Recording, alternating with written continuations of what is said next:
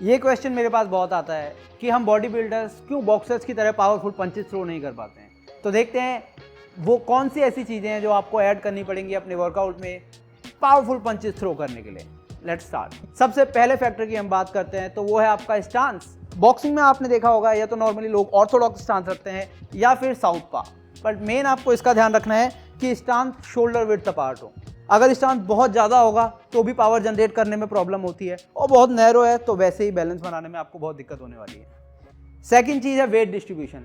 माना अगर आपने स्टांस इक्वल भी रखा है, शोल्डर विड्थ अपार्ट भी रखा है, उसके बाद भी वेट अगर आप ज़्यादा आगे लीन करते हो या ज़्यादा पीछे लीन करते हो तो वहाँ से पंचेस थ्रो करना बहुत डिफिकल्ट हो जाता है। इसलिए हमें अपने टेक्निक पे बहुत ज़्यादा ध्यान देना होता है। सेकंड की फैक्टर है काइनेटिक चेन। हमें ये तो पता है कि कोई भी ओलंपिक वेट लिफ्टिंग या फिर किसी और वेट लिफ्टिंग स्पोर्ट में हमें अपनी काइनेटिक चेन यूज़ करनी होती है, बट जैसे ही हम बॉक्सिंग में आते हैं तो काइनेटिक चेन को क्यों भूल जाते हैं। काइनेटिक चेन का सिंपल सा मीनिंग है आप लोअर बॉडी से अपर बॉडी तक पावर कैसे जनरेट करते हो।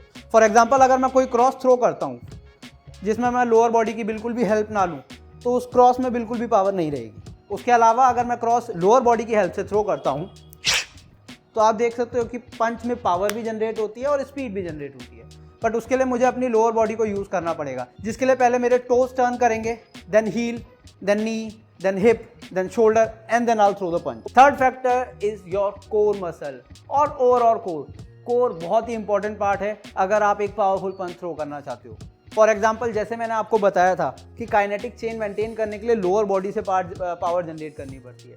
नॉर्मली क्या होता है कि लोग लोअर बॉडी से पावर तो जनरेट करते हैं बट कोर पे जाके वो लीक हो जाती है।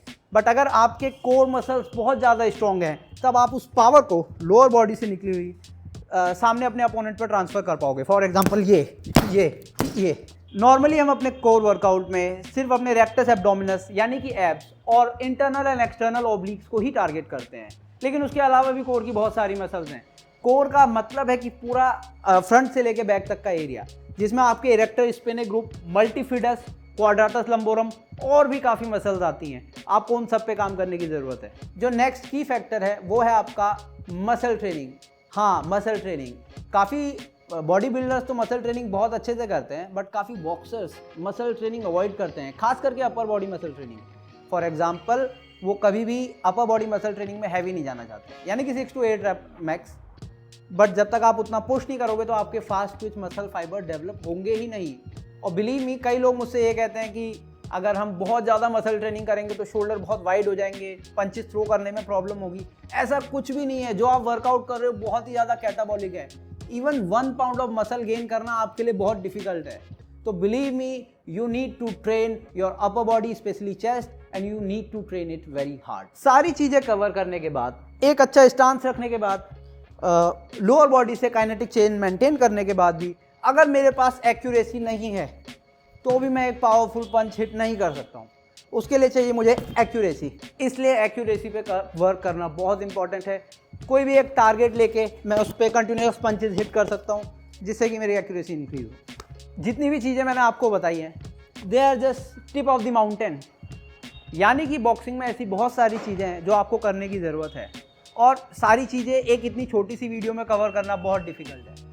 उसके लिए आप सबसे बेस्ट ये कर सकते हैं कि कोई ऐसे प्लेस पे जाएं जहाँ पे बॉक्सिंग टीच करवाई जाती है ट्रेडिशनली। जैसे कि मैं अभी आया हूँ फिट विद बॉक्स में, आप यहाँ पे आ सकते हैं अगर आप नॉर्थ ईस्ट दिल्ली में हैं तो। ये बेसिकली यमुना विहार में सिचुएटेड है।